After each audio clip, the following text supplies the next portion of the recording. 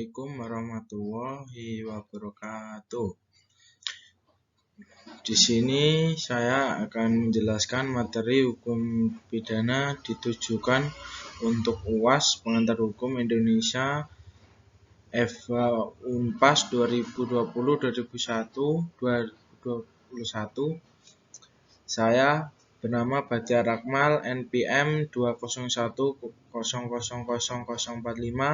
dari kelas A dengan dosen pembimbing Ibu Tuti Rastuti SHMH.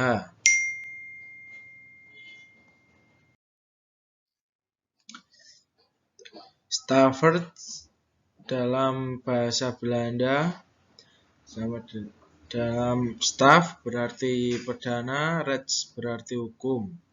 Terus hukum pidana dibagi menjadi dua, yaitu hukum pidana dalam arti subjektif, hak negara untuk memidana atau menjatuhkan pidana pemidanaan apabila larangan atau keharusan untuk bertingkah laku yang dilanggar. Untuk hukum pidana dalam arti objektif, segala larangan dan keharusan apabila dilanggar diancam pidana oleh hukum yang berlaku.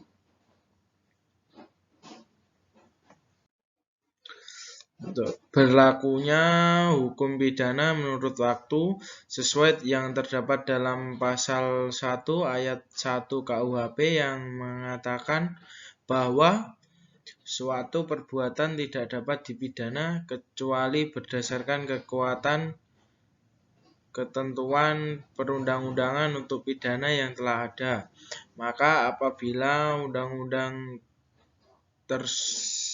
pidana tersebut itu benar-benar berlaku, pelakunya dapat dihukum dan dituntut berdasarkan ketentuan yang terdapat dalam pidana hukum tersebut. Subjek hukum juga dibagi menjadi dua, yaitu badan hukum dan manusia. Badan hukum dibagi menjadi dua lagi, yaitu hukum publik dan hukum privat.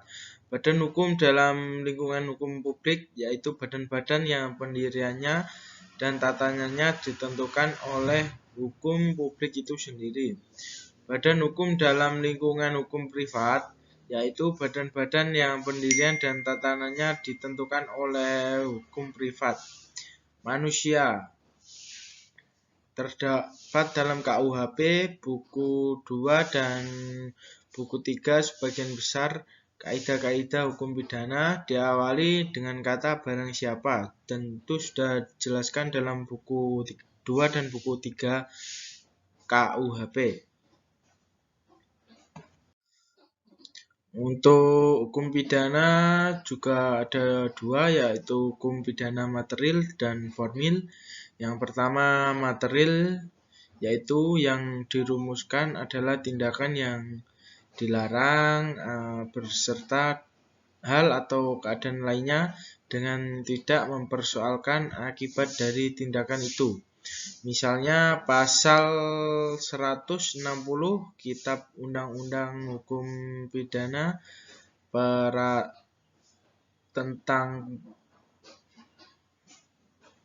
KUHP tentang penghasutan, pasal 209 KUHP tentang penyuapan, pasal 242 KUHP tentang sumpah palsu, pasal 362 KUHP tentang pencurian. Pada pencurian, misalnya asal saja sudah dipenuhi unsur dalam pasal 36 KUHP, tindak pidana sudah terjadi dan tidak dipersoalkan lagi. Atau apakah orang yang kecurian itu merasa rugi atau tidak, merasa terancam atau kehidupannya atau tidak, merasa terganggu atau tidak, itu tergantung orang yang menjadi korban dari pelaku pencurian tersebut. Untuk hukum pidana formil, delik material selain daripada tindakan yang terlarang itu dilakukan masih harus ada akibatnya yang timbul karena tindakan itu baru dikatakan telah terjadi tindak pidana tersebut sepenuhnya. Misalnya pasal 187 KUHP tentang pembakaran hutan dan sebagainya, pasal 338 KUHP tentang pembunuhan, dan pasal 378 KUHP tentang penipuan. Dari pasal-pasal tersebut harus timbul akibat-akibat secara berurutan kebakaran atas matinya si korban untuk melakukan transaksi pembelian suatu barang sehingga menyebabkan korban tersebut hingga menjadi meninggal dunia. Hukum pidana objektif sendiri atau ius poenale adalah hukum pidana yang dilihat dari aspek-aspek larangan berbuat, yaitu larangan yang disertai dengan ancaman pidana bagi siapa saja yang melanggar larangan tersebut. Jadi hukum untuk objektif sendiri memiliki arti yang sama, yaitu dengan hukum pidana material sebagaimana sudah dirumuskan oleh Haziwinkel Zuringa. Ius poenali atau sejumlah peraturan hukum yang mengandung larangan atau perintah yang keharusan terhadap pelanggarannya diancam dengan pidana bagi si pelanggarnya. Sementara hukum pidana subjektif atau ius poenendi sebagai asas subjektifnya, hukum pidana merupakan aturan yang berisi mengenai hak atau kewenangan dari negara tersebut. Untuk hukum pidana tertulis dan tidak tertulis. Hukum pidana tertulis sendiri adalah hukum pidana undang-undang yang bersumber dari hukum terkodifikasi, yaitu Kitab Undang-Undang Hukum Pidana atau biasa disebut di masyarakat KUHP dan Kitab Undang-Undang Hukum Acara Pidana yang disebut biasa dengan KUHAP, bersumber dari hukum yang di luar kodifikasi yang tersebar di berbagai peraturan-peraturan perundang-undangan yang berlaku.